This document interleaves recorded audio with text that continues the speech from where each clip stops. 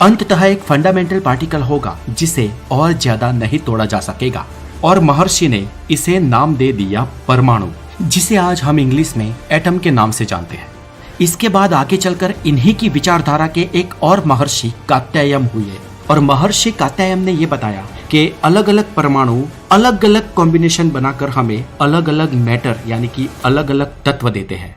मतलब कि उन्होंने ये कहा कि हमारे संसार में जो हमें ये विविध चीजें दिखाई देती है, ये सभी चीजें शायद एक ही मैटर के अलग अलग कॉम्बिनेशन से बनी हुई हो सकती है। दोस्तों, महर्षि कात्यायन ने कही ये बात हजारों साल पहले भारत की भूमि पर हुआ एक बहुत ही बड़ा फिलोसॉफिकल डेवलपमेंट था, जो बेशक हमारे लिए गर्व की बात है।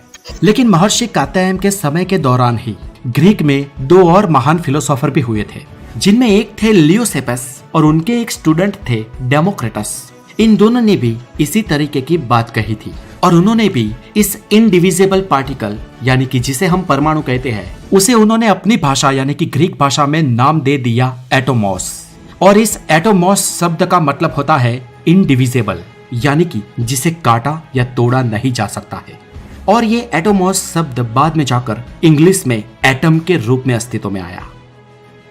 अब दोस्तों, इन चारों ने जो कहा था वो एक फिलोसॉफिकल अप्रोच था। इसे साइंटिफिक अप्रोच नहीं कह सकते, क्योंकि उस समय इसका कोई रिसर्च करने के लिए इक्विपमेंट्स अवेलेबल नहीं थे और इसलिए इन फिलोसॉफी को उस समय उस पर्टिकुलर टाइम पे साइंटिफिक पुरावों के साथ बैक नहीं की जा सकती थी।